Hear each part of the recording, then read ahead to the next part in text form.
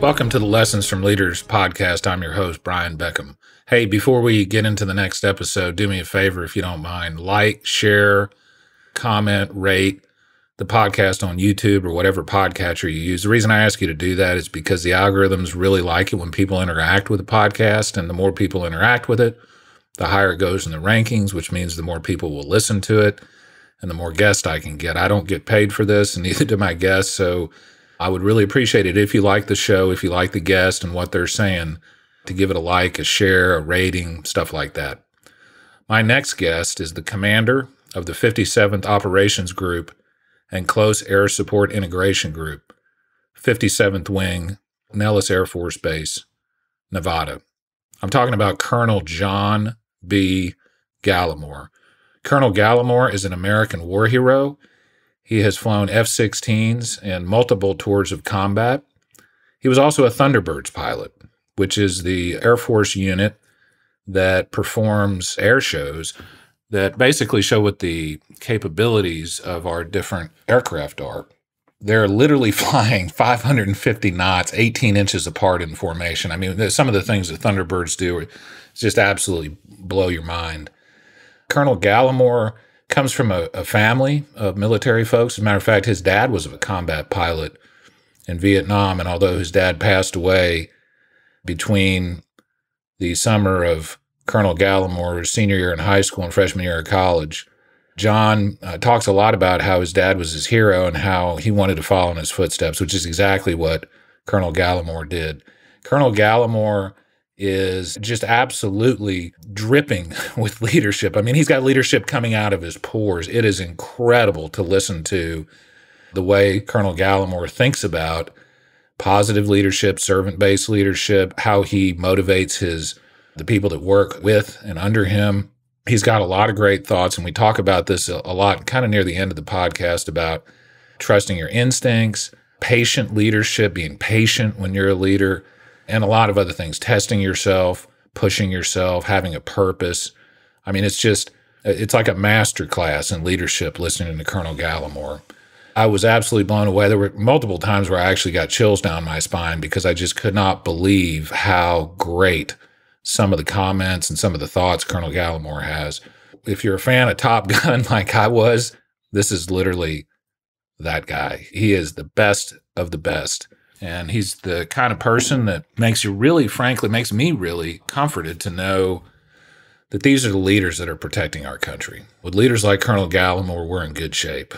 So Colonel Gallemore and I had a very wide-ranging conversation. We talked a lot about how he became a fighter pilot. We talked a lot about the Thunderbirds, his ideas about leadership, talked a little bit about drone technology and AI and other things. It's just a wide-ranging and fascinating conversation from an absolutely fascinating individual. I know you're going to love this one. I know you're going to get a lot out of this one. And now I give you Colonel John B. Gallemore. Hey, everybody. Brian Beckcom here. And I've got Colonel John B. Gallemore. Colonel Gallemore, how you doing, man? I'm doing well, Brian. How are you? It's great to see you. I'm doing really well. I got to tell you, Colonel, I am as excited about this podcast as I've been about any podcast for a bunch of reasons, one of which is when I was a young boy, it was my dream to be a pilot like you. And so I want to ask you about a bunch of stuff as it relates to being a fighter pilot in the military, and in particular being a Thunderbirds pilot, which I think is just the coolest thing I can possibly imagine. But, before we get into that, Colonel Gallemore, how the heck you doing, man? I'm doing good, Brian. I mean, it is kind of goes without saying that we are living in some challenging times right now with COVID and everything else that's going on. But I think, given the circumstances, things are about as good as they can possibly be. I mean, I'm living the dream, flying an F-16 for a living and out in Nellis Air Force Base, Nevada. So I'm in a good place right now, my friend. I'm in a good place. For those of us who grew up with Top Gun or with aspirations to be a pilot, I cannot imagine a cooler job. But Colonel, one of the reasons that I started this podcast was I really wanted to feature national leaders, particularly positive, inspirational leaders. And, you've been a leader essentially your entire life. I mean, you were an Eagle Scout, then you were a leader in the Corps of Cadets at A&M, then you were in the military, and you've been a leader basically your entire adult life. So I want to ask you a question kind of right out of the gates, and that is, where do you think that your passion, your drive to succeed, your drive to be a leader, where does that come from for you fundamentally? Brian, for me, I was really fortunate. My dad was also a fighter pilot, and similar to your dad, he was at the very end of his career, and then retired from the military. And he instilled in me just a sense of purpose and a sense of leading a life that is purpose-driven, that is based on a strict code of ethics and morals. And really, some kids, their heroes when we were growing up were, basketball players or baseball players or football players, you name it. But for me, my hero was my dad. Yeah. And really, who I am today, I trace all the way back to how he raised me as a young man. And unfortunately, he passed away right before I went to Texas A&M. So in the summer in between my senior year in high school, my freshman year in college, my father passed away. But I credit him, and then obviously my mom too, because it takes more than one individual there who really fostered in me this drive and this, what I would call a purpose-driven life. My dad will wake up every day and say, each day is a day in which to excel. And my mom and I still joke about, he had all these little sayings and colloquialisms, very similar to Will Jenkins, who we both know. Sure. But yeah, that was my dad. Every day was a day in which to excel and a new day in which to excel. And so I've used that as kind of my guiding light, if you will, throughout my life. And it's worked out so far. John, or Colonel, I'm sorry. I may occasionally slip back and forth. I hope that's okay. But Colonel, I'm the same exact way. My dad has always been my hero, primarily because he raised me and my younger brother and my adopted older brother as a single father. My mom died when I was 10. My dad was, I think, a major in the Air Force at the time. And he essentially had to set his career aside a little bit. He in other words, there were certain things in the military that he could not do because it would take him away from his two boys too long. So he raised us while also serving in the military for 20 years. And so he's always been my hero too, and given me a lot of lessons. But, your dad was you literally followed in his footsteps. I mean, he was a combat pilot in Vietnam. What kind of planes did he fly over there? He did. So he was significantly older, Brian. So he was actually in the Korean War and flew the F-86s at the very end of the Korean War. And then he did 2 tours in Vietnam as an OV-10 pilot, which the primary mission set of that aircraft was the forward air controller mission, and calling in the close air support strikes from the fast movers, if you will. And so when they were they're in the initial stages of Vietnam, and then as it continued to mature, they were taking older, more experienced combat aviators from like the Korean War, et cetera, and putting them in the OV-10, which was the predecessor to today's A-10 Thunderbolt, the tank killer. But yeah, so really unique opportunity. There's so many things that I'd love to go back and ask him now. Now that I know about fighter aviation and flying and having been in combat, et cetera, there's so many questions that I would love to go back and ask him, and probably some similar experiences that he had that nobody else in the family could necessarily relate to, but I could. And I don't know, and maybe my family's a little bit unique, but my brother-in-law was a fighter pilot. He was an F-15C model driver, and then my dad's brother was also a Marine Corps fighter pilot. And so I don't know, just we have a lot of aviators in my family. Yeah. So I guess once I decided I didn't want to be a garbage man, then, dad's flying planes a little bit cooler than riding in the back of a garbage truck. Not that there's anything wrong with that. Yeah. But yeah, and here I am. So. Well, it's almost like the family business is flying fighter jets. I mean, yeah, really, exactly. What a cool family business. Well, Colonel, when I was born, my dad was actually stationed. My dad was a SAC Strategic Air Command, Bay-52 navigator and bombardier. He flew 200 combat missions over Vietnam, but he was actually stationed on the Guam Islands flying combat sorties. I don't know if that's the right term, combat missions over Vietnam when I was born. So I didn't even see my father until I was 6 months old. But one of the neat stories, I have a little bit of a similar story, kind of, in that my mother was also in the Air Force. She was a nurse. My grandfather was in the Army Air Corps, and then it became the Air Force. So he was a lieutenant colonel in the Air Force. And then my mom's brother was a chief master sergeant in the Air Force, and he worked in Air Force intelligence. And when my dad was flying missions, this is super cool, over Vietnam, my uncle knew when he returned safely, and he would write letters or call my mother and say, hey, Ed got home safely. And I've actually got copies of some of those letters. It's really incredible to look back on and to imagine, what it was like. And you've served multiple combat tours as a fighter pilot. And I want to hear a little bit about that. But before we get into some of your military experience, some of your pilot experience, some of the Thunderbird experience, do you mind telling us a little bit about where you come from, a little bit about your background so people can get to know you a little bit better? Sure, Brian. So, I was originally born in Louisiana, and then my family got to Texas as fast as they could. Can I interrupt you just real quick? Did you happen to be born at Barksdale Air Force Base?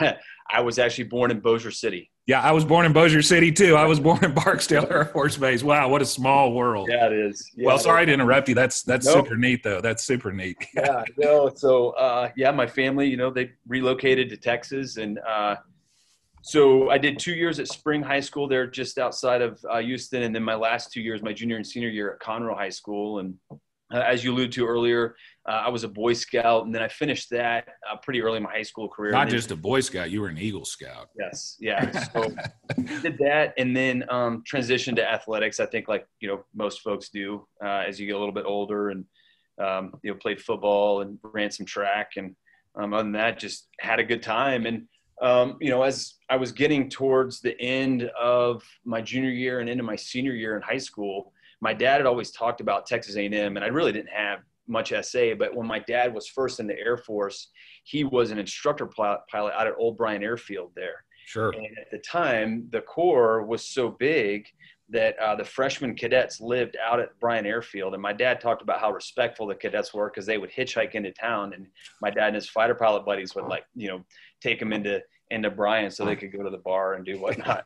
So, Nice. So that was kind of my introduction to Texas A&M. And then I went to spend the night with the Corps, and the rest is history. But that was kind of my high school adventure, if you will, was, like I said, the Eagle Scouts, and then into athletics, and then was lucky enough to get accepted to Texas A&M, and really have never looked back. Nice. Well, I tell people nowadays, Colonel, that, I own a business where I have to hire and fire people, and there are certain things I look for on a resume. And if somebody was an Eagle Scout or played sports, any kind of competitive sports, that gives them a huge, huge leg up in in getting an interview at my job. So, or at my workplace. So, so when we were there, Colonel, when were you at A&M roughly? Give us kind of the time frame you were there. Yeah, so I was there from 94 to 98. So I was there from 91 to 96. So we kind of cross paths a little bit. And I actually was the wing commander my senior year in the Corps. I did not take an Air Force contract, but I had a lot of friends that wanted Air Force contracts, quite a few that ended up getting them. Colonel Urasek, who you probably know, Neil Sharon, who you may know as well. He was an A-10 pilot. Mm-hmm. But back at the time, they weren't handing out pilot slots in the Air Force. I mean, it was not a foregone conclusion that you would get a pilot slot by any stretch of the imagination. So when you went to A&M, Colonel, did you already know at the time that you wanted to fly jets? I did, Brian. And so I was lucky in the sense that I applied for and received the Air Force ROTC scholarship. Nice. And so you could pretty much go, a whole litany of schools would take it. But, I took mine to Texas A&M. And so the answer to your question is yes, I absolutely went to the Corps of Cadets knowing I wanted to be in the Air Force and knowing that I wanted to be a fighter pilot. That's, I wanted to follow my dad's footsteps, and that was really, what I had my goals set on. And as you alluded to, I knew that at the time, the pilot slots, not just fighter pilot slots, but just pilot slots in general, were very few and far between. Right, exactly. Now, I got lucky, though, because in 97 and 98, they started opening up the number of slots again. So for individuals who, were graduating in 94, 95, and even your time frame in 96, they were very few and far between. But they opened up a few more my junior and senior year, which was nice. I have a little bit higher percentage there of getting a fighter slot. So, yeah. Colonel, there's going to be some young people that are listening, and probably some parents too, of young people that are interested in being pilots, and in particular being fighter pilots. So can you give us a little bit of advice on kind of what your path was into the cockpit of an F-16? Like, what would be your recommendation to young kids that are either in high school or middle school or maybe in college, and they really want to fly planes for the military? What would be your best advice about how they should go about preparing themselves for that kind of a career? Yeah, Brian, it's a phenomenal question, because there's no necessarily right answer, but there are definitely things that you can do to set yourself apart, right? And that's kind of the key. And you've alluded to it already with regards to that well-rounded person concept. Yeah. If you're a male and you achieve the rank of Eagle Scout, or if you're a female and you're in Girl Scouting, et cetera, those are ways that you have demonstrated that, number one, you can set a goal and then achieve that goal. Or if you're a member of a sports team or the debate club or whatever, because you don't have to necessarily be an athlete. I mean, you can be a mathlete and still be a phenomenal fighter pilot, Absolutely. Yeah. And so there's really no prescription other than my recommendation. What I've always told people is you want to be the most well-rounded individual that you can be, because it's not all about academics and it's not all about the social dynamic or just straight pilot skills. It really is, merging all of those skill sets together in order to be, make yourself more competitive. There are certain things that you have to have completed. For instance, you have to graduate from college. You have to have a college degree, whether you go through a commissioning source like the Reserve Officer Training Corps at A&M, or if you go to one of the service academies, whether it be the Air Force Academy or Naval Academy or West Point, or if you just go to, let's say, Florida State, and then you decide to graduate and then subsequently go to officer candidate school. Those are basically the three ways with which you can get a commission. And then from there, it really goes down to what your ranking is, Brian, as they're kind of racking and stacking. And, if you're number one, guess what? You get the number one choice. It's just kind of the way it goes. And that's a lot of that way in life too. And so those are really the first steps to getting your foot in the door. You have to be a commissioned officer. And then the pilot training slots are really handed out based on where you rack and stack amongst your peers. And then if you get a pilot training slot, then it's almost like starting over again as a freshman in the Corps, man. It is, I mean, it literally. Like the Marines going to the basic school, right? They got to basically. It really is. Yeah. It's comical, man, because you're like, dude, I thought I was done with all the shenanigans. And here you are again. And, you're working 12-hour days every day. You would leave right before what we call crew rest or pilot rest, because you can't do any flight duties. You have to have at least 12 hours between when you've left and when you can come back, and you're on formal release. And so you have to get permission to leave. And it's just like being a freshman in the Corps, in the sense that if one person screws up, everybody gets in trouble, so, in a lot of ways, being a freshman in the Corps, just being the Corps cadets in general, really sets you up for success, I would say, in kind of the military, and then that pilot training, strict regimen. Because you're fairly used to following some type of rule set, et cetera. But that's really the bottom line, Brian, is that making yourself competitive, standing out amongst your peers is key. The whole well-rounded person concept, and then graduating from college, and then from there figuring out whatever commissioning source you have to now become an officer in the United States Air Force in this case, or if you want to be a Marine Corps aviator or a naval aviator or whatever. All those requirements are the same. You have to have a college degree. And then from there, some of it's luck, some of it's timing, and some of it's just straight skill. I'm glad you brought that up, by the way, because I was going to mention that for people that may not have quite as much familiarity with the military as you and I do. There are aviators in all the branches of the military. And so you don't necessarily have to get in the United States Air Force in order to be an aviator. You could be an Army helicopter pilot. You could be a Navy Marine jet pilot. There's different ways to do it. And then there's also, Colonel, you don't have to go to the Air Force Academy or a military academy. You can get a pilot slot through other mechanisms. Although, do you think it's fair to say that if you've gone through a program like the Air Force Academy or the Corps Cadets or West Point or one of those service academies, that you might be a little bit better prepared than somebody who hasn't experienced that type of lifestyle? I don't know about better prepared, because again, Brian, day one of pilot training is like day one of boot camp, and you're broken down and everybody's the same. I will say that they hand out more pilot slots. I can only speak intelligently to the Air Force construct, but if you go to the Air Force Academy right now, you are guaranteed a pilot slot if you want it graduating from the Air Force Academy. Really? Wow. If you go to a major commissioning source like the Citadel or VMI or Texas A&M or these large ROTC programs, you are also guaranteed a pilot slot if you want it. And then, the other commissioning sources like Officer Candidate School, et cetera, they have a certain number of pilot slots they can give out. But if you want the highest chance of procuring a pilot slot, it is absolutely at the United States Air Force Academy. Nice. Well, and frankly, I think it's fair to say that getting into the United States Air Force Academy is also very, very difficult to do. As I recall, do you still have to get a recommendation from a senator, from your state senator? You do, a senator, yes, or a representative, one or the other. Each of them get so many appointments is what it's called that, they can hand out. And that's exactly right. And so, yeah, you will not get into the service academy without an appointment from a sitting representative or a senator. Colonel, you said something earlier, which I want to emphasize a little bit. You talked about being well-rounded. And I read a book a couple years ago, and the book had this idea of what they called the talent stack. And the idea was, you may not be the smartest mathematician. You may not be the best football player.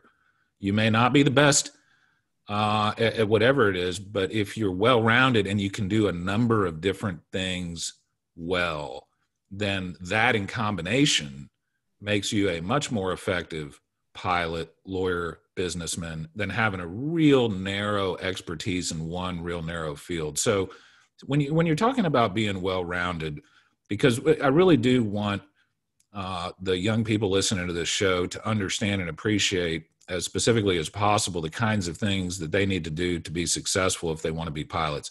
What are the kind of aspects of people's personality? What are you looking for as a colonel in the United States Air Force?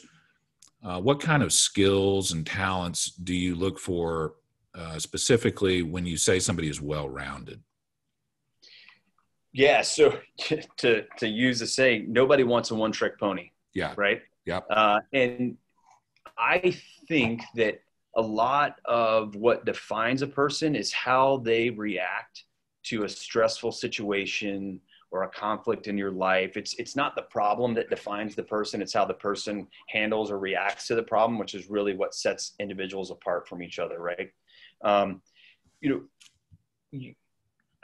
I would honestly say that almost anybody can fly a fighter aircraft. It is not that difficult to fly. It's much more difficult to put that aircraft into a certain set of parameters with which to employ weapons, which at the end of the day is what a fighter aircraft is for. But yeah, just because you get a 1600 in your SAT doesn't mean that you're going to be some phenomenal, fighter pilot, nor does it mean that you're going to be a phenomenal lawyer, or phenomenal businessman, et cetera. Now, it does say that you have an extremely, high intellect and you have the ability to take tests really well, which is great. And so when you look at the well-rounded person, you want somebody who, how do they handle adversity? How do they react to a highly stressful situation? How do they work as a team? Because I can tell you right now, there is no successful business leader, civic leader, military officer, et cetera, that isn't surrounded by a phenomenal team. Yeah. And so, if if you highlight yourself that, hey, you're good by yourself, but the minute that you're put inside of this team dynamic, you fall on your face, then that's not the person that you want, because you're only as strong as your weakest link. You can't fly those jets by yourself. You got to have a team, right? Absolutely. Yeah, we, in our core fighting force, if you will, in the F-16 community is a 4 ship. So 4 F-16s employing as a teamwork. And every once in a while, you'll go down to a 2 ship. So 2 F-16s, but you are never by yourself, ever. Yeah. You know, it's the wingman concept that we've all kind of heard before, but you know, you take it to a different level when you're employing in combat and you're relying upon that person who's flying a couple miles away from you to keep you safe and vice versa. And so, yeah, you can't take somebody who's selfish and not team focused, not goal driven, goal oriented, and who only wants to make sure that the team wins. Because if you win by yourself and the team doesn't win, then that, you know, mission lost. It's a mission. That's right. That's right. You know, one thing I've found in the business world is you tend to be a little more successful as a team when you do not care that much who gets the credit. And that's kind of a hard, you know, sometimes people want to get a little credit. They do a good job. They want to take a little bit of credit for it, and that's okay. But if that's what you're looking for, then maybe you're not the best teammate. So one other thing I want to ask you about this, Colonel, before we get into your experience flying planes, is you mentioned something earlier about racking and stacking them. And when you get there, you know, the number one person gets the number one choice and on down the list. So what kind of things are they looking for at pilot school in order to rank your abilities? Is it just the schoolwork and the classwork and stuff like that? Is there a physical component to it? So what are the different things they're looking for when they're evaluating potential pilots? Yeah. So Brian, in Air Force pilot training, there is no physical component per se. You don't have to go, I mean, you have to take an annual physical fitness test, but that really has no bearing on how you rack and stack when you graduate from the actual pilot training course. It is essentially, the vast majority of it is your flying aptitude. And so you take tests in the air, they're called check rides. You know, you're graded on every single event that you do, whether it's a quiz in the classroom, a test in the classroom, you know, every single ride that you have in pilot training is a grade sheet. It's a graded event, every single one. And then at the end of a block of instruction, then you have almost, you know, like, you know, end of semester exam, if you will. And so you have to pass that. And that happens at the end of every block. And so it is, you know, it wears on you. The constant competition is, I'll bet. You know, yeah. I mean, it is grueling, and plus it's long hours and it's high stress. And you're going against the best of the best. I mean, you're going against people that there's a reason they're there. It's because they're highly, highly competent people. Oh, yeah. Everybody is super type A. I mean, if you're not type A, you instantly weed yourself out. It just is the way it is. And so that really is the answer to your question, Brian. And then about 25 to 30% of it is a subjective grading by the instructors in the squadron that you're going through pilot training. And so if you call 70% is made up of the academics and the flying, and then the other 30% is them essentially evaluating you as an individual, where they think you would fit most beneficial to the Air Force. Because again, at the end of the day, it's the Air Force, it's not you. Right? Yeah, right. They look at it like, hey, you know, this individual would be a good fighter pilot. This individual would be a good tanker pilot, helicopter, stay as a first assignment instructor pilot in pilot training, which is what I did before I went and flew F-16s. And so they place you, or they attempt to place you as close as they can to what matches your personality as well. Now, is it a perfect system? Absolutely not. I mean, nothing ever is, right? But it works pretty well. Pretty darn good, yeah. Based on the results, yeah, pretty darn good. Well, so and when you brought up something that I want to just flag here for a second, because you've been an instructor too, right? So you've been basically on both ends of the deal. So you've not only been evaluated, but you've done the evaluating. And so what kind of, when you say, I think this person will be a good fighter pilot or a good tanker pilot or a good helicopter pilot, like what characteristics do you look for, Colonel, or what do you think it is that makes somebody a good fighter pilot?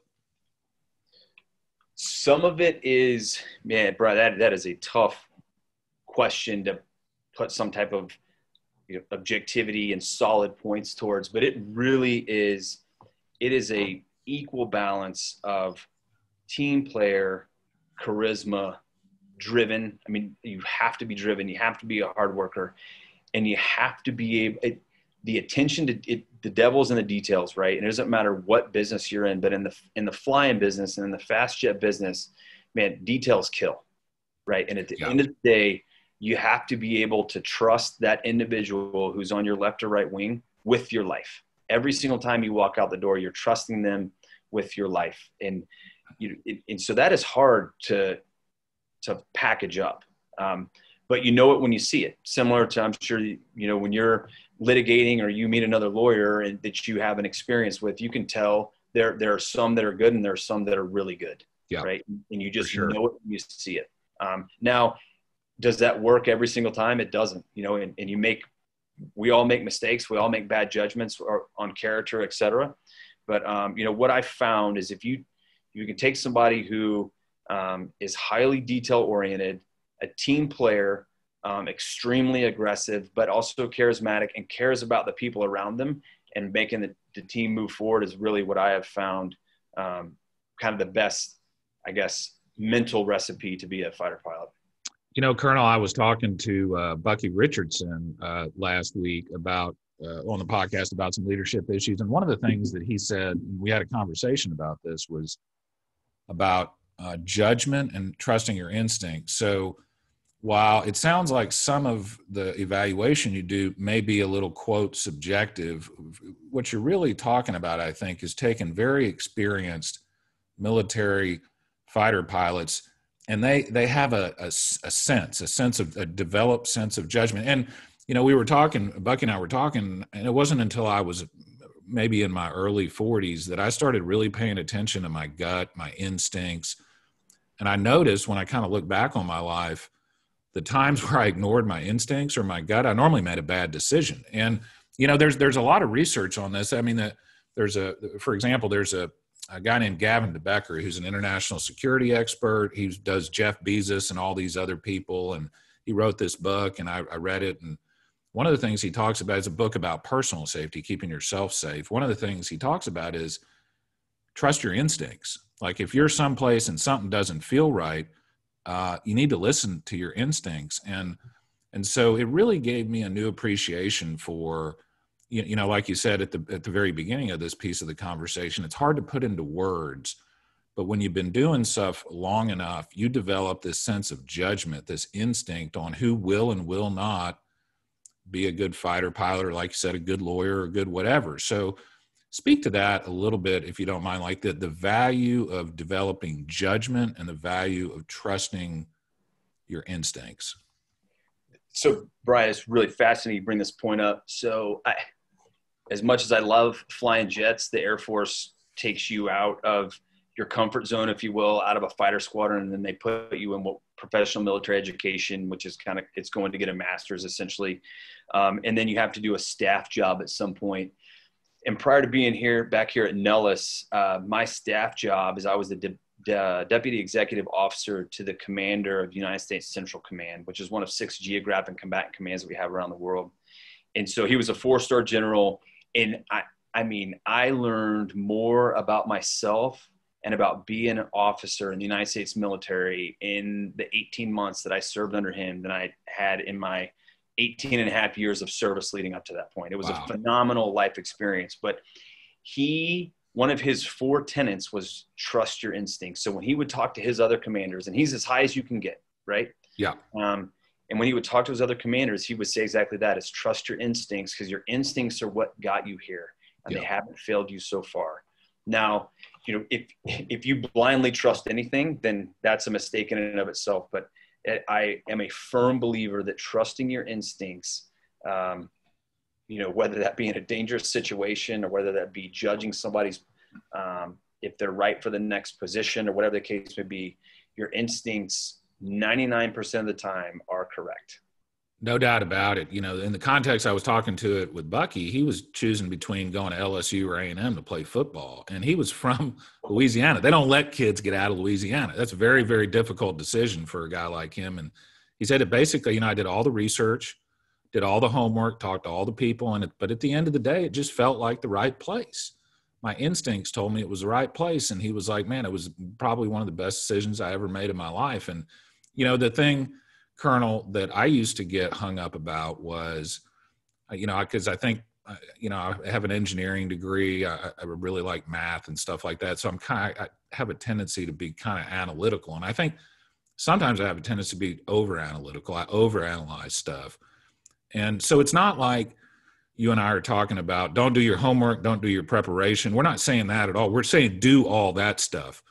But on top of that, you got to be able to trust your gut, your instincts, right? Because at the end of the day, you can research things up, down, left, and right, but you got to make a decision. And sometimes the decision's not going to be black and white. And so what are you going to use? You're going to use your judgment and your instincts. Well, that's really cool. Well, let me ask you, Colonel, because I noticed on your resume that you worked for combat command. What's the proper military term for? You were talking about the general just now. What's the proper term for? Yeah, so General Joseph Votel, he is now retired, but prior to his retirement, he was the commander of United States Central Command. And that is the way that the military parses up the world, is essentially in geographic combatant commands. And so United States Central Command essentially encompasses the Middle East, Southwest Asia, you know, some of the not so lovely places on the planet. And so I was working directly for him, but the official term is United States Central Command. Central Command. Okay. And the general you were working for was in charge of the entire thing. He was the top dog. And you said earlier that you learned more in 18 months than you learned in your previous 18 years. You talked about one of his rules about trusting your instincts, trusting your gut. Tell us a little bit more, if you don't mind, about what else you learned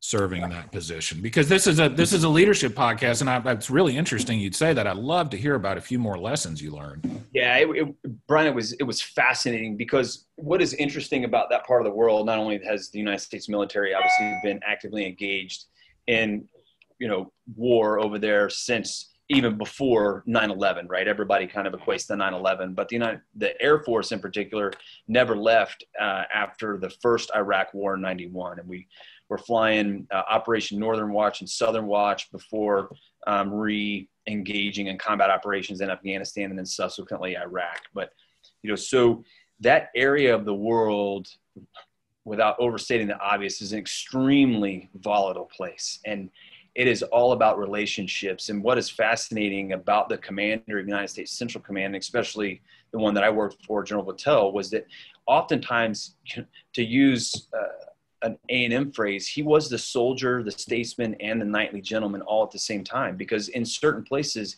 he was not only the senior military officer, he was the senior American statesman, you know, and then he also had to play both sides of the coin. So he had to be a politician. He had to be, you know, essentially a State Department representative, and they obviously had to carry the hammer, if you will, from the military side. And so really unique. And he would give these senior leader engagement to his commanders. And, you know, one of his principles was developing relationships. And, you know, it sounds super easy, like, oh, yeah, no kidding. You know, but part of the developing the relationships is listening first. I think, and especially in my career field, we are very apt to just not listen and just respond, right? Sure. But, you know, part of listening is understanding the problem or understanding what's being presented to you. So, you know, listening first, understanding, and then responding last. Because guess what? Sometimes establishing a relationship or a dialogue, you don't even have to respond, right? You know, right. Sometimes silence is good. You know, the other piece of that puzzle is not all relationships are positive. You know, a lot of times we think, oh, well, I have a good relationship, but that doesn't mean the relationship's good. You may be jovial with somebody, or you may be on, you know, friendly terms, but that doesn't mean you have a good operational kind of working relationship. And I'm taking this more from kind of a military perspective than anything, but I think it applies, you know, broad brush across basically anything that you would do in your life. Communicating effectively, man, you know, the military, as you're well aware, is, full of this, hierarchy and chain of command, et cetera. But things can get lost we call it the frozen middle, man, and things can just die. Yeah. And so General Votel was very much of communicate early and often and keep it as flat as you can. So as the 4-star general, he wanted to talk to his commanders on the ground. It didn't matter if that was a captain, a lieutenant, because what he found in his 40-year career was that, the folks in that frozen middle, they may have a good idea, but I can tell you who exactly knows. And it's that first lieutenant or that company grade officer who's down on the ground in the trenches, for lack of a better term. What a brilliant man. What a brilliant man. I mean, that's just a brilliant way of leading, because, one of the things that I've seen, there's been patterns in this podcast, Colonel, is the best leaders that I've talked to don't think they know everything. As a matter of fact, they know they don't know everything, yes. Right? And so, but what they do know, Colonel, is they know who to ask. They know where to get the information. They don't assume they know everything. I mean, what great leadership advice. Yeah, and if you think, again, it goes back to that team concept, right? It takes every single person on the team, and I can personally tell you that if you believe that you know the answers to every question, you will fail. You will fail as a leader, no matter military, lawyer, businessman, civic leader, it doesn't matter, because nobody has the bandwidth to understand all of the finite data that's going on. And the larger the organization, the more finite the data and the larger pool of information you need to understand. And you physically can't keep your arms around it. It's the bottom line. The other piece of that communication too, Brian, is communicating the good and the bad. We all want to tell the good story, right? But, in life, there's also bad data that needs to get communicated. And, whether you are the leader, the lowest or the highest in that organization, bad news doesn't get better with time. And great advice. If your boss is surprised, then you screwed up. Yeah, no doubt. I think we've all experienced that in one way or another. And then the other piece of the puzzle is, I think you have to know yourself and know how you communicate, but more importantly, know how either the leaders above you or the leaders below you or your peers, how they take communication, right? Because the way that I receive info and the way that you receive info could be completely different. And as a leader, I need to understand that. Whether you're my boss or, my subordinate, I have to know how to communicate to you. And in that way, the message and the intent and the mission is clear. Colonel, you literally said so many things right there. I'm getting chills down my spine. My head feels like it's about to explode. I mean, you have leadership literally coming out of your pores. But let me try to break down a couple of those things, if you don't mind, because I think they're so important. One of the things you said about the general you worked for, soldier, statesman, knightly gentleman, for people that didn't go to A&M or not familiar with that saying, the idea is that's kind of the perfect military person. He or she is a soldier, a statesman, and a knightly gentleman or gentlewoman. And it kind of sounds like what we were talking about earlier, being well-rounded, being able to do a lot of different things well. And then you talked about listening. And, I tell my clients, for instance, before they go in and give sworn testimony, I say, you need to listen to the question, but don't listen to the question the way I listen to my wife sometimes, where I'm shaking my head, but I'm not really paying attention, right? Yeah. Real, truly listening to people is a skill. And it takes work to be a good listener, because you have to be willing to shut up for a little bit and to truly pay careful attention to what the other person is saying, rather than, and I know you've experienced this before, Colonel, I know we all have, sometimes you'll be hearing something and instead of listening, you're already formulating your own response in your head, right? That's not real, that's pretend listening, right? And then the final thing you said, which I think is, which is just, one of the most important points I think any leader can do is being out there, knowing who to go to get the right information, and not presuming that you know everything about everything. So what a testament, what a great description of leadership skills.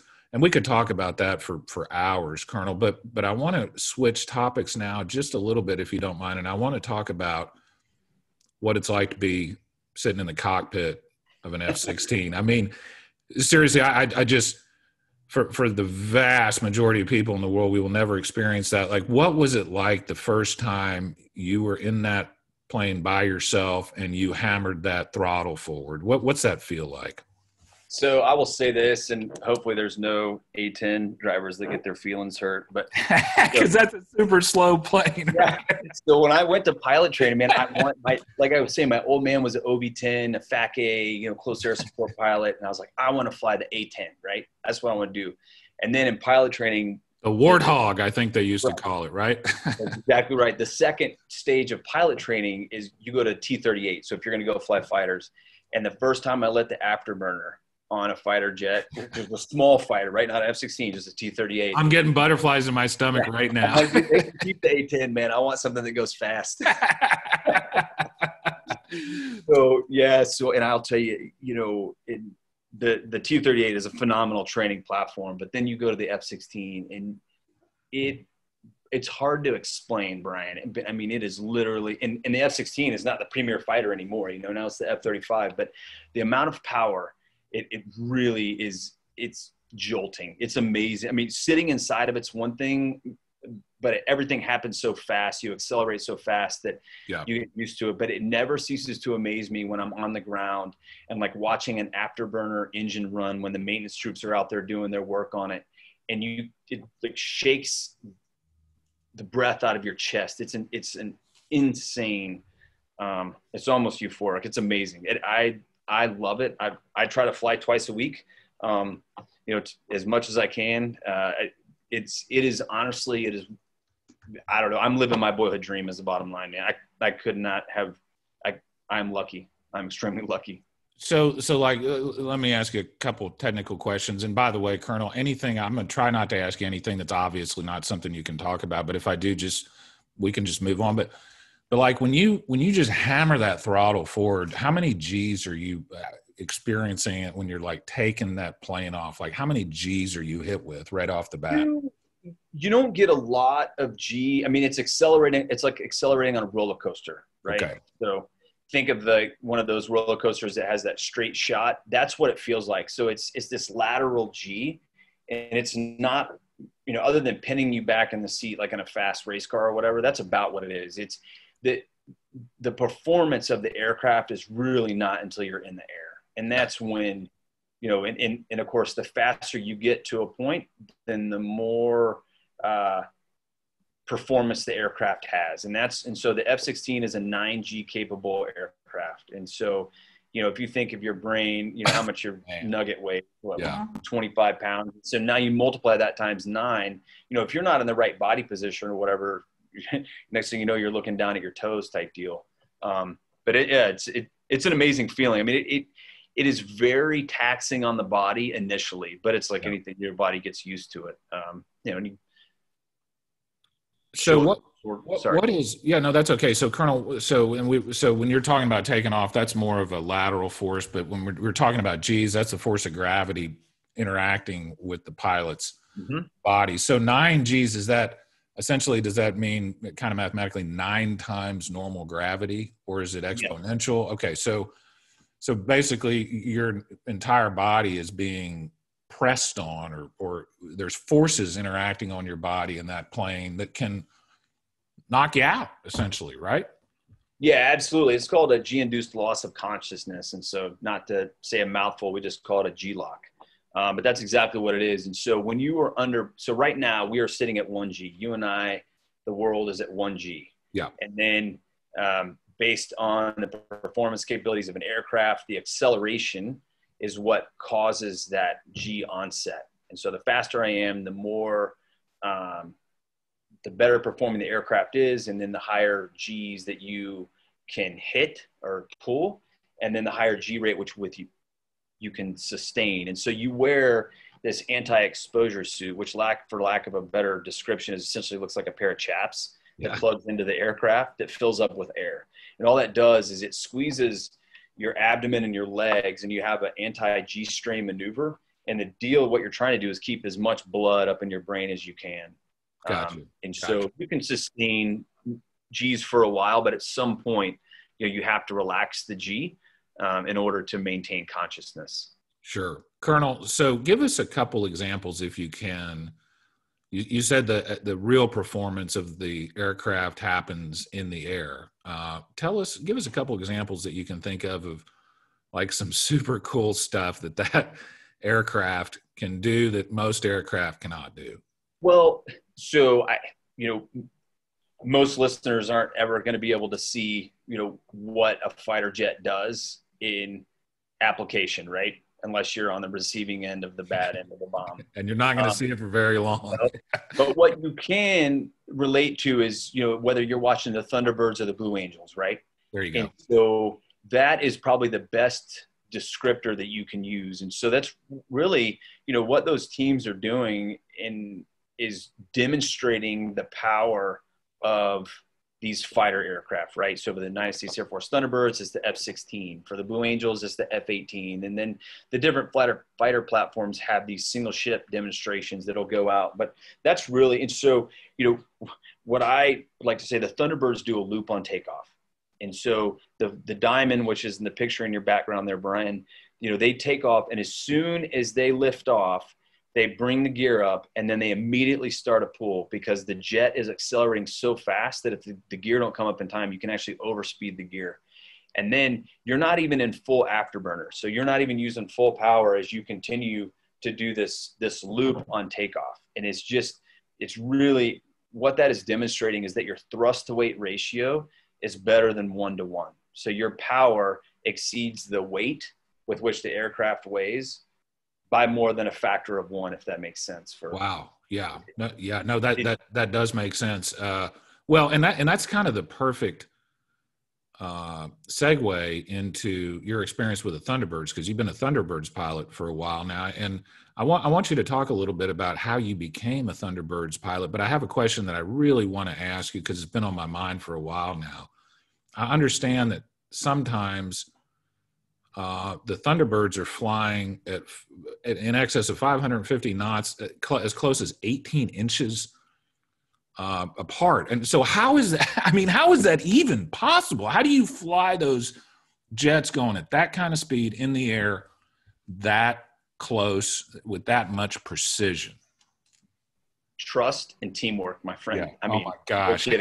So I have to correct you a little bit there, Brian. So first off, when you are selected for a Thunderbird, you typically only will do 2 show seasons. That equates to about 3 years, give or take, because it takes about 6 to 7 months of training.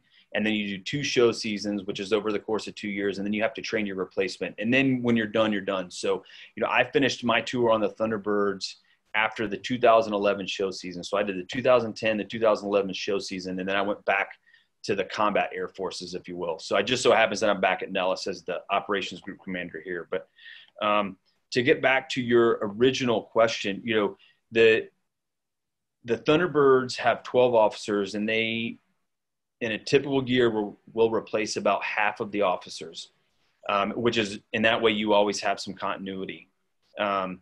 Of the 12, 6 actually fly in the demonstration. So you have Thunderbirds 1 through 4, which makes up the diamond, and then Thunderbirds 5 and 6 are the solos.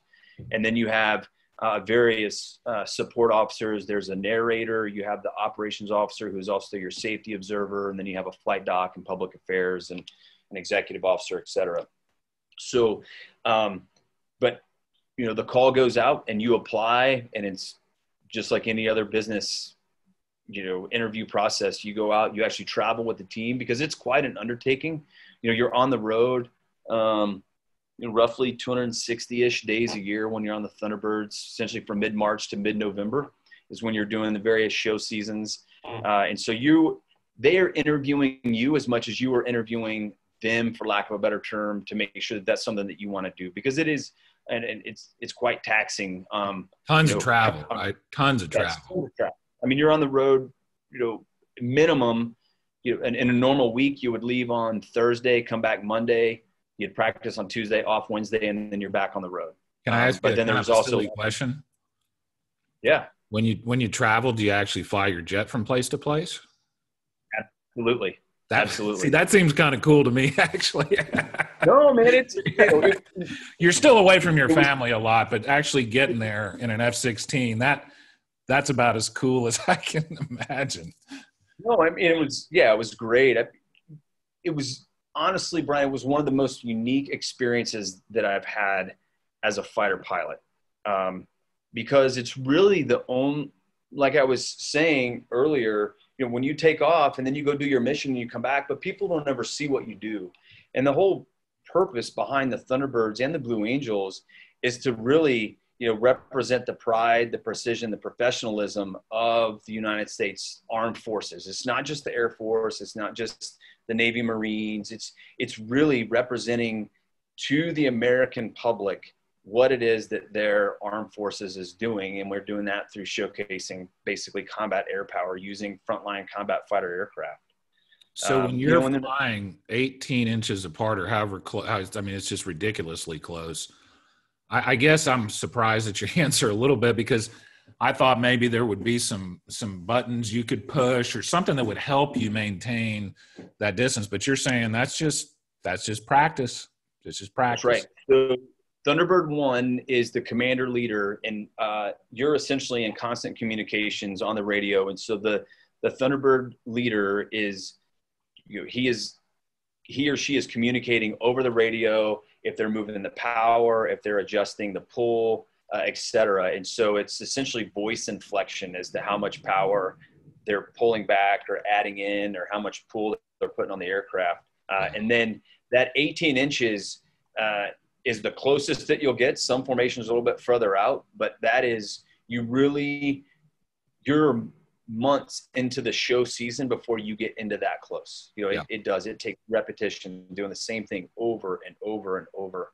And it's kind of like your golf game, man. Each day is different. The environmental conditions are different, and some days you're better than others, and sometimes you're just off your game. And it was really a unique opportunity. And you get to travel to places that you would never probably go in the continental United States, and you're able to meet just amazing people who love this country and they support the military.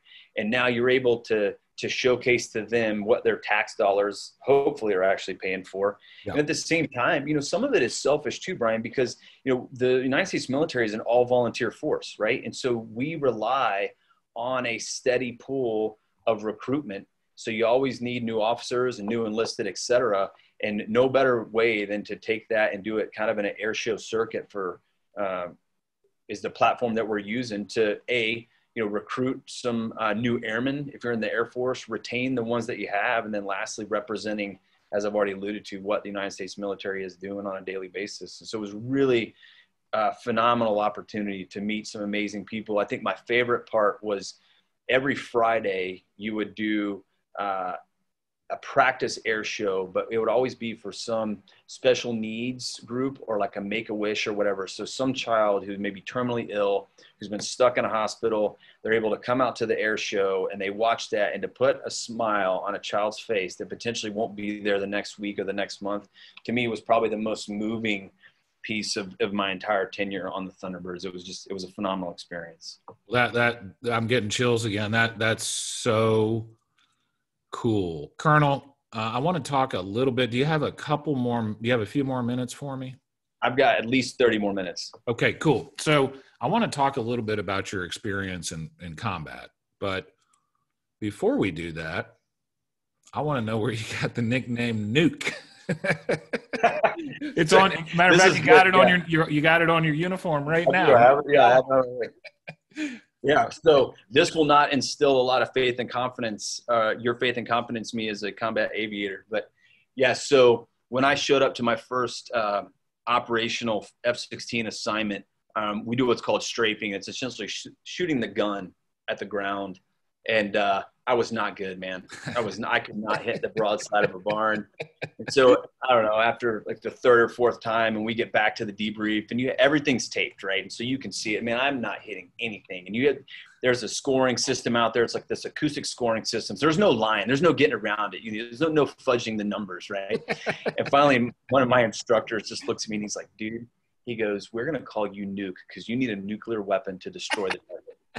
So, yeah. So typically your call sign is not something that, you're proud of per se. You earn it.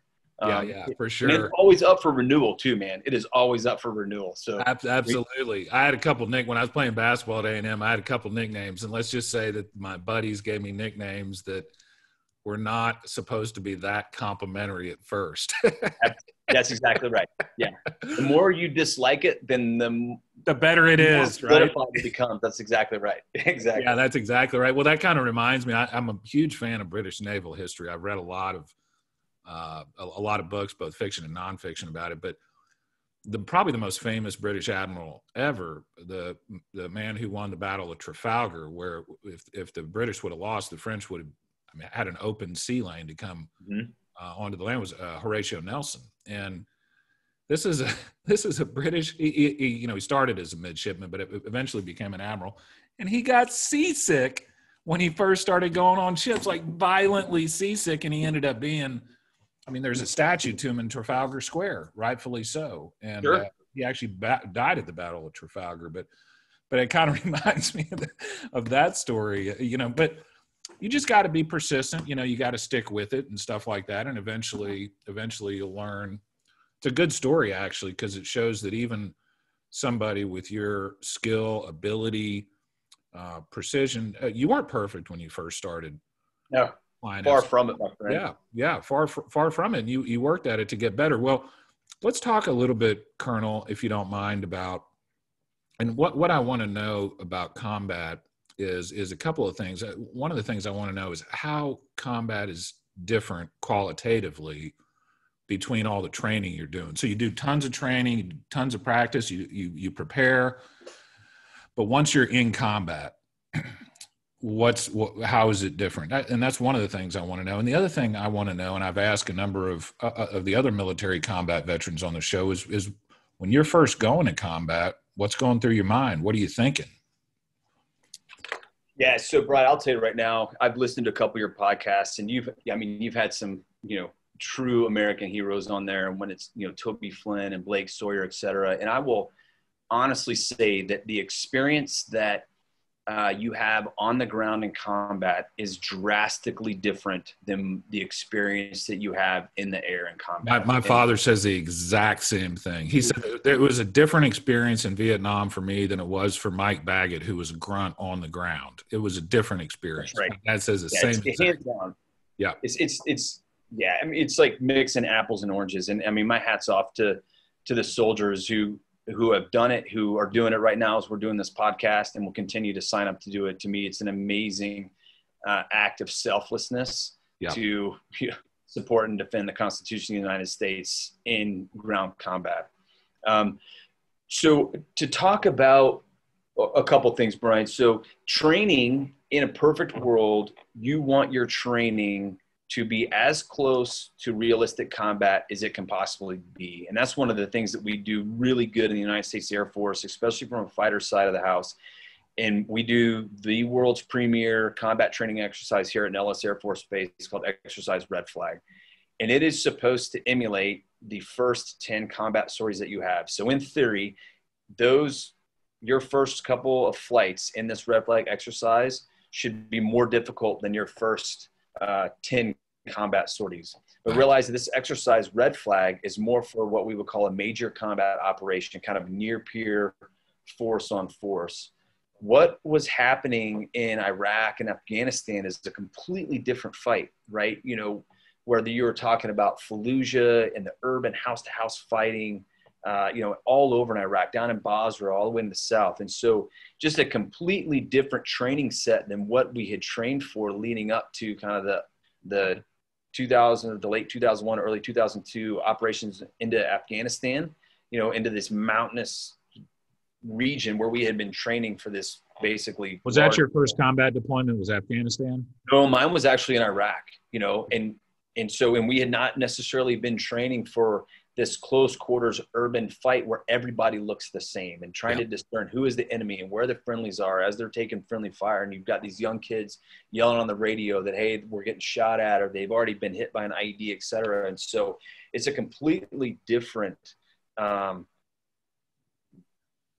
problem set to focus on. And so our training was really good, but our training was much more for this high-end threat than it was for this close air support. And so there was a lot of, just figuring it out on the fly, right? And to be honest, Brian, the enemy always has a vote, number one. And then number two is, no matter how good of a plan, training, or otherwise you have, dude, it's like stepping into the boxing ring. You may have the best game plan in the world, and as soon as you get hit in the mouth, man, I love that saying. Off, man. It's go time. That's a great saying. I forget who said that, but yeah, you can train all you want, but once you step in the ring and get punched in the face, things are off. Yeah, things change. Yeah, I mean, the enemy always has a vote, and no plan survives first contact, and that's kind of the euphemism that I used to use about getting hit in the mouth. Things change, and you adapt, and you figure it out. And our vehicles that the soldiers were using on the ground, the weapons that we were using in the air, were not optimized for these low collateral damage where you didn't want to take out a house. We had some great stuff to take out a house, but you needed to be able to take out or neutralize just a small room or a small corner, and it's extremely tough. And so there was a lot of gnashing of the teeth, but I mean, we have really, it's amazing what can happen when you are forced to figure out a way to win. Yeah. Right. Or a way to, and I'm not saying that we're winning or losing or anything. I'm just saying when you are forced to adapt and overcome, and you allow folks the opportunity to think outside of the normal paradigm and think outside the box, it is phenomenal to watch the United States come together and in a consolidated effort to get better. Yeah. And it's really what we did as a military industrial complex, is we completely changed how we prepared for combat, how we executed in combat, the tactics, the techniques and procedures, the weaponry, etc. It's pretty phenomenal. I think it was Blake that told me, it was either Blake, Toby, or Nick Calt that told me their first deployment was completely different from their second deployment, because I think the first one, they were just basically rushing towards Baghdad. But then the second deployment, they're literally fighting in catacombs, like not hand-to-hand combat, but pretty close to hand-to-hand combat. Sure. And so they had to adopt to that strategy. As a matter of fact, I think, was it General Petraeus that came up with the counterinsurgency strategy that ended up being so successful? I don't know whether it was him or not, but like you're saying, we basically had to kind of reinvent our approach to this war, because the enemy wasn't just standing there doing predictable things. Like they had taken a different approach with us. And so we have to take a different approach with them. And that requires what I think is a very, very important skill, and that's mental flexibility. I've been telling my kids and family since the quarantine started, I'm getting a little sick of saying this, but you have to be mentally flexible. You have to be able to dodge, go with the flow, whatever cliche you want to use. But it kind of sounds like that's a skill that the people in the military, people in the Air Force, the pilots had to develop, because I would think, Colonel, that, probably the most important thing when you're flying combat support operations is making sure you don't hit our people, right? And they're right down there mixed up with a lot of the enemy combatants. So that would probably be kind of tricky at times too, wouldn't it? Oh, absolutely. I mean, the fog and friction of war is real. Clausewitz talked about it. I mean, it's fog and friction, and figuring out who is who in the zoo is difficult, especially when everybody, the enemy would procure U.S. military uniforms. Yeah. And so it was fewer things are worse than combat than having what's called a fratricide. And that's where, you kill your own troops on the ground. Yeah. And that's probably one of the biggest, fears or the concerns that you have. It's in the back of your brain. You want to make sure that when you hit the button and that weapon is coming off the aircraft, that you know exactly what your intended target is. Yeah. And that doesn't matter if that's in training and combat, et cetera. No, it is. Combat agility is key. Because if you are wedded to the plan, you are destined for failure. Yeah. You got to have a plan. You got to prepare, but you got to be willing to toss the plan in the garbage can if it's not working sometimes, and try something different. Well, let me ask you this question, Colonel Gallemore. you're currently the commander of the 57th Operation Group. I think you're in Nevada. So tell us how many people are in the 57th Operations Group? Like, how many people are you in charge of total? Yeah, Brian. So yes, I'm the commander of the 57th Operations Group. I've got 10 squadrons and then 3 detachments that are spread out between Nellis, Fort Polk, Louisiana, Fort Irwin, California, Camp Bullis, just outside of San Antonio, down at Davis-Monthan in Tucson, Arizona, and then finally in Oklahoma City. So I've got about 900 personnel. I've got 32 F-16s. I've got a team of cyber aggressors, the only ones in the United States Air Force. So, yeah. What's a cyber aggressor?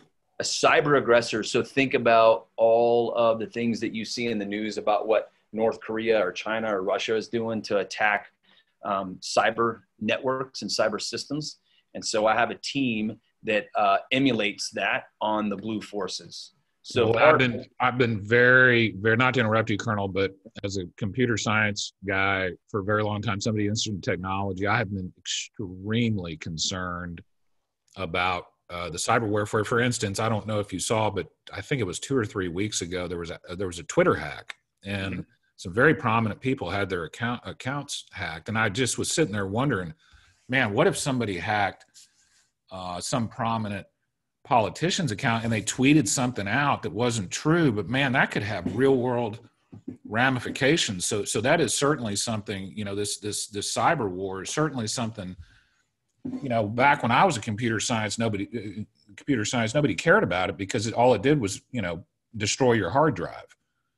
But nowadays, stuff that's going on online can have real world consequences. And so that's really interesting to hear. Do you guys have any, or do y'all have any drones or anything like that? Like, where do you think the drones kind of fit in with, or is that not part of the Air Force?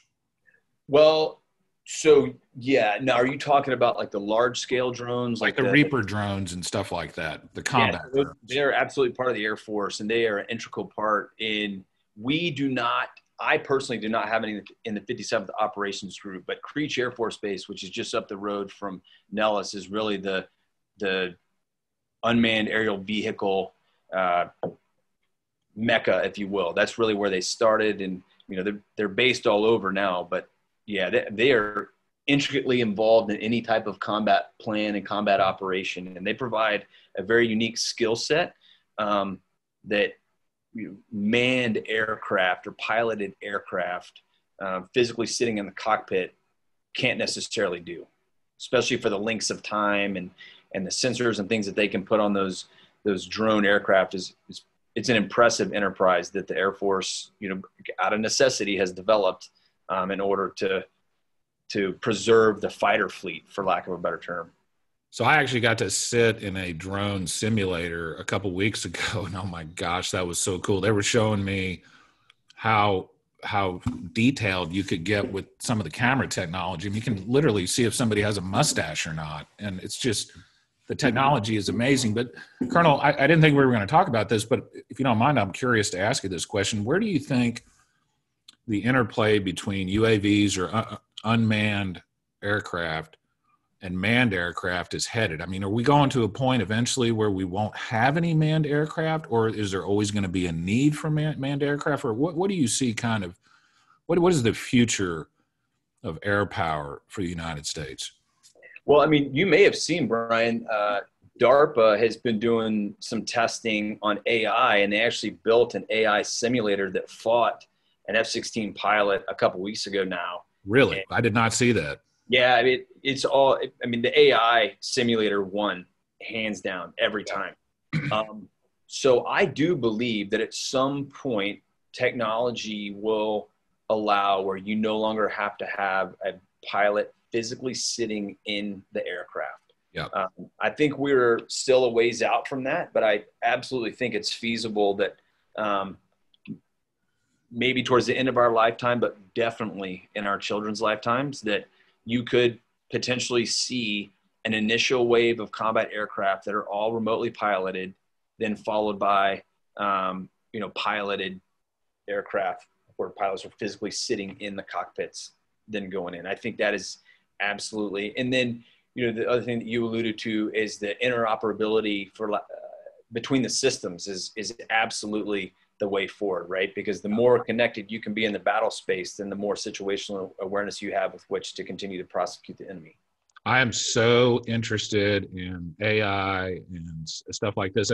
Matter of fact, I drive a Tesla. The reason I drive a Tesla is because I'm really into the technology behind it. And I can tell you, I'm such a nerd that I watched the 3-hour technical presentation on their self-driving hardware and software. I mean, they built all their own chips and everything. And, the advantage that Tesla has right now is they got 1 million plus cars and they're all talking to each other and they're using deep learning is what they call it. But, one of the things that I've noticed, because I use autopilot in the Tesla when I can, is it's going to be a while. It's not there yet. There's too much. I don't know when we're going to get there. I think eventually we're going to get there, but it's not that smart right now. I'll put it that way. But I am really interested in it because there are now AIs that read radiograms better than a radiologist. They read MRIs better than a radiologist. We all know that there are AIs that human beings will never beat a computer in chess ever for the rest of history.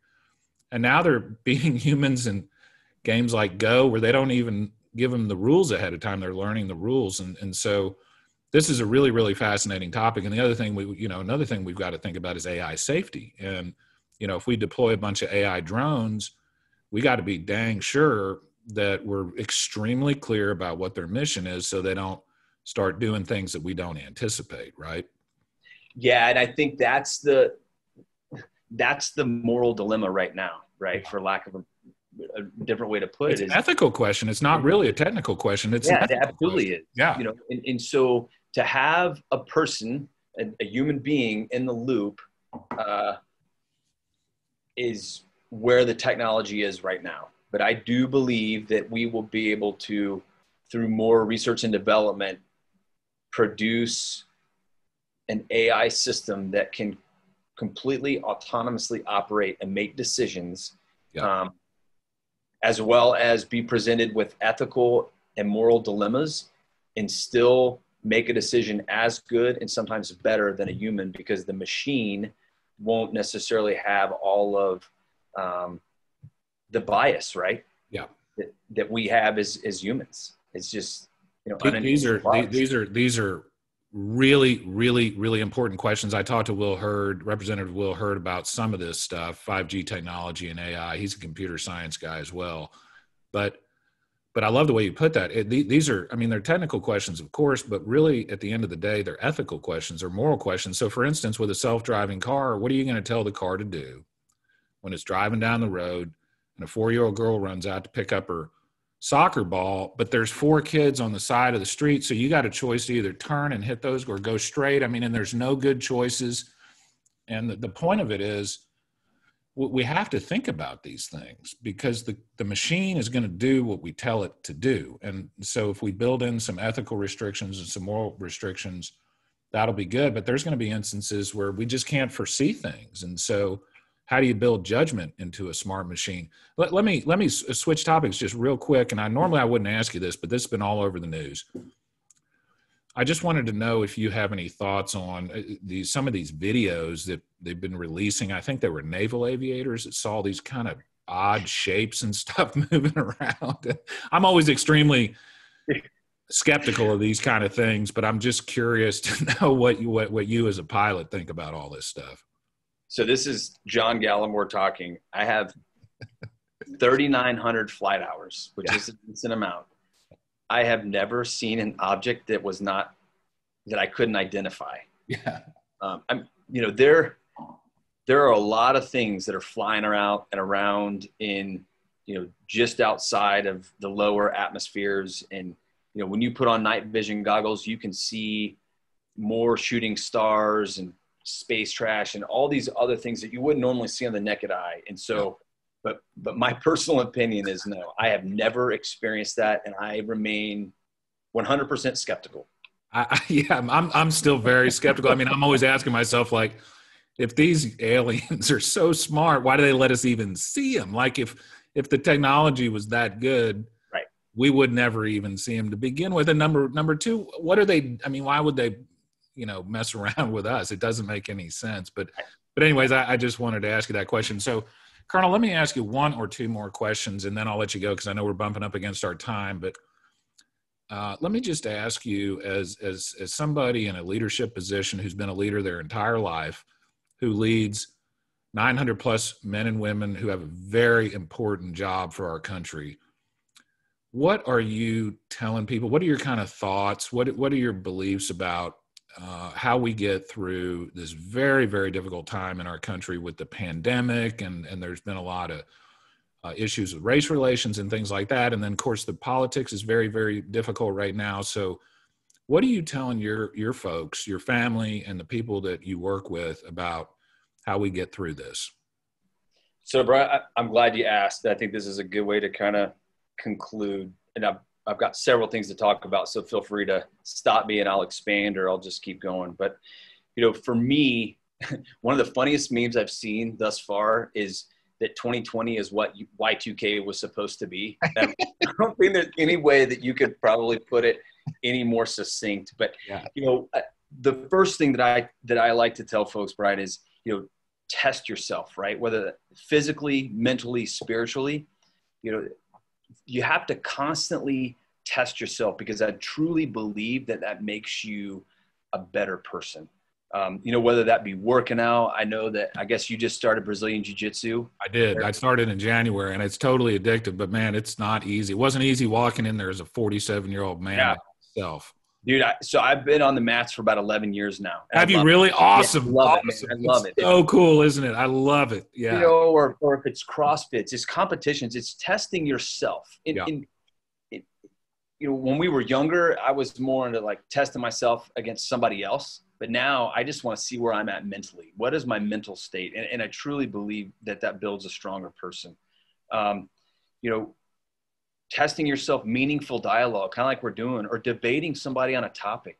I think that's something that's kind of gone by the wayside is, man, it is okay to have differing opinions. Come in and debate and talk about it, and maybe, be open to listening. And who knows, man, you maybe learn something. Love that. Love that. I also believe that forcing yourself to do something that you don't like to do is healthy, man. Experience discomfort, whether that's like jumping into a cold swimming pool or doing, Did you jump in my brain a couple of weeks ago and steal all my thoughts? I mean, I love all this stuff. Oh, man, I tell you, or being a 47-year-old man and walking into a Brazilian Jiu-Jitsu gym and getting beat up, that is experiencing discomfort. But I got my butt so badly whipped the first time by a guy that I outweighed by I'm 200, roughly 205. He probably weighed 150, and he was 50 years old, and I just stood no chance. It is the most humbling experience that you can. So humbling. Yeah, so humbling. You think, dude, I really got this licked, and then you get smoked. And you're like, wow, I don't know what just happened, but it didn't work out well for me. So that's kind of the first thing.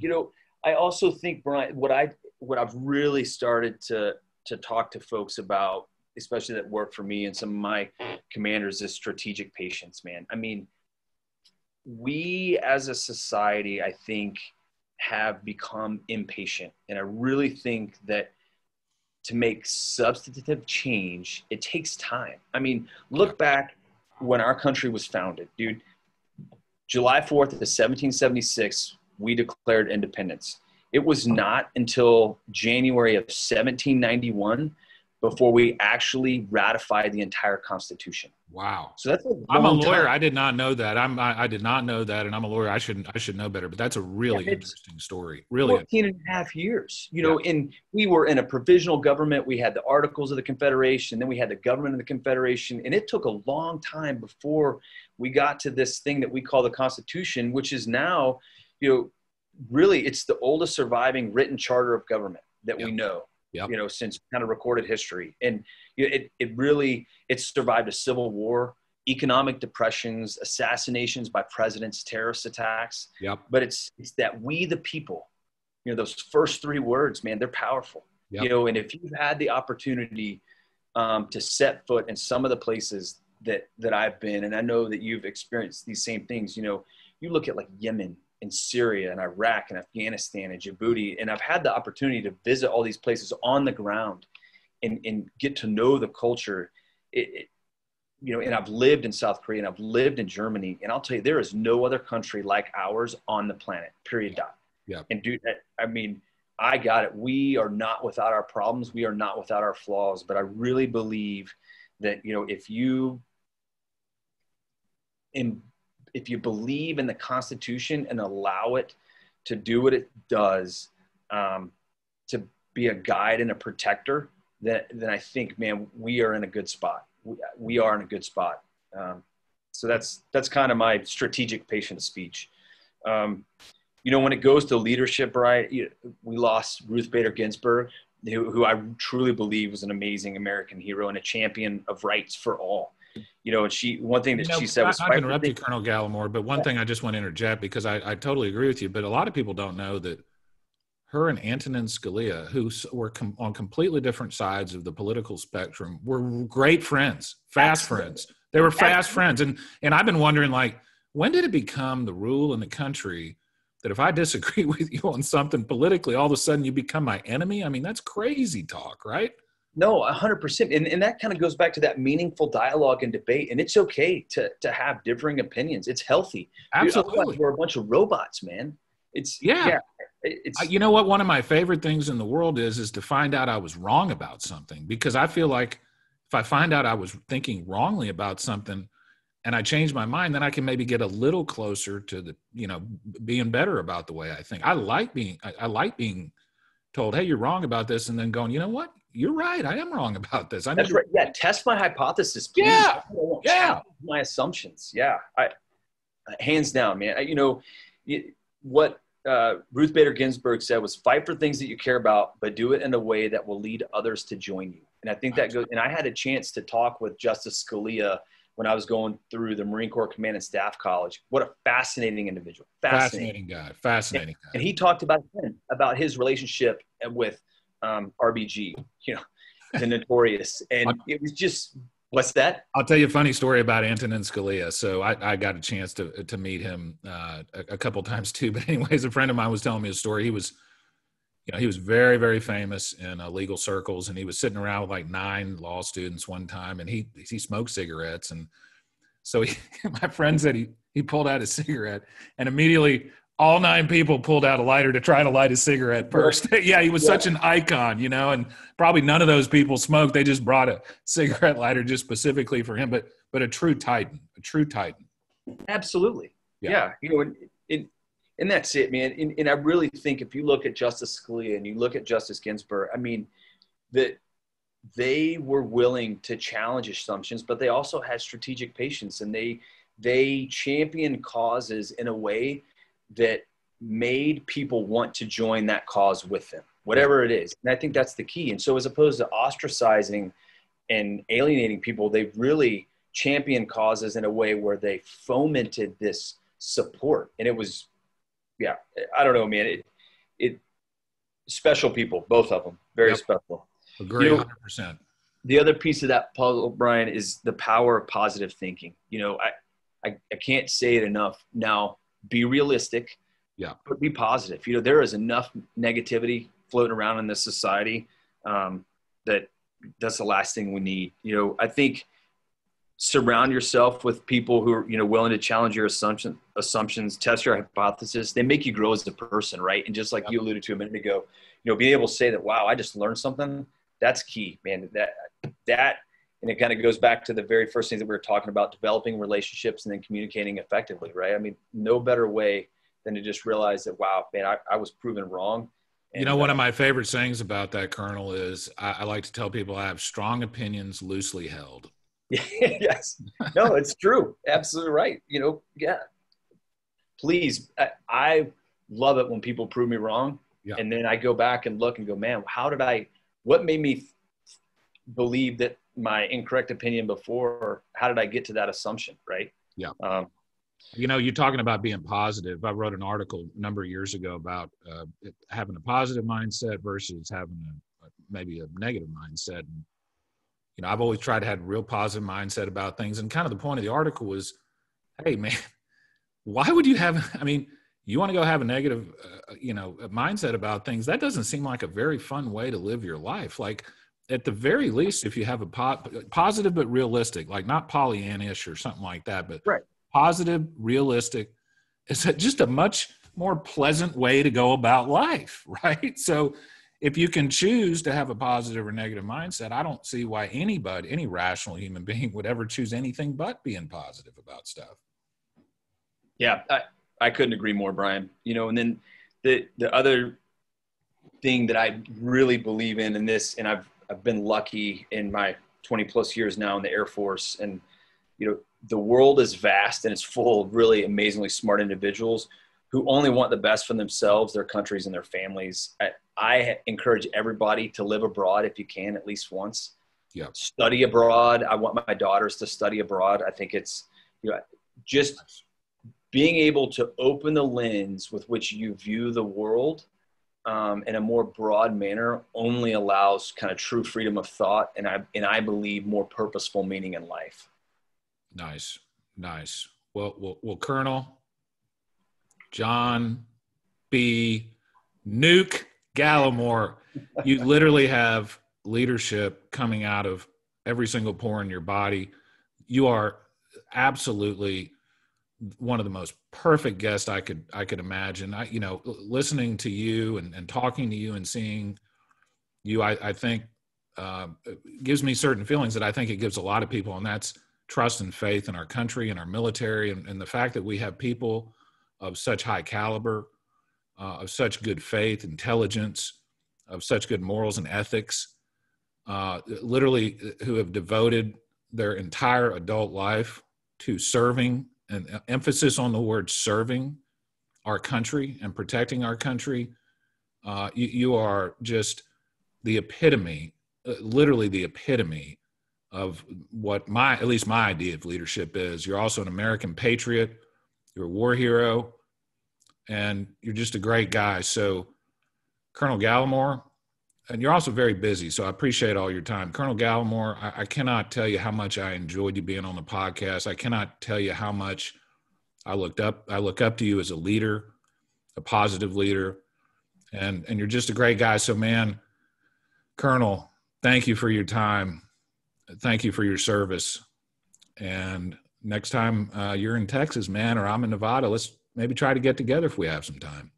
Brian, I really appreciate you taking the time to allow me to say a few things. And it's really an honor and a privilege to be able to wear this uniform now for 21 years and counting. And thanks for what you do. And I appreciate you allowing me to communicate the story, and definitely look forward to catching up at some point, Aggie football game, if we ever get back on the field, and get that man, gig 'em. There you go. Gig 'em right back at you, Colonel. Hey, Brian Beckcom here. I hope you really liked the latest episodes of Lessons from Leaders. I really, really appreciate all the thousands and thousands of people that have commented, that have listened, that have subscribed, that have seen the shows. And if you're liking the show, it would really, really help me and all the guests if you would give it a rating, if you would subscribe, if you would comment and share on it. The algorithms that run the underlying platform, like I've talked about earlier, really like that. And so I'm not getting paid for this. The people that are on the show are not getting paid for this. We're doing this for one reason. We're doing this to spread some positive leadership, some positive stories, some fun stories out in the world. We've got far too much fighting going on right now. And so Lessons from Leaders is designed to focus on basically 100% positive leadership. And so if you're liking the show, if you want me to keep doing it, if you want me to keep getting good guests, boy, I would really, really appreciate it if you could like, comment, share, subscribe, do all those things so the podcast algorithms will continue to serve it up and more people will see it, and hopefully my guests and their views will have an even wider impact on the world than they already have. So anyway, thank you very much, and on to the next episode.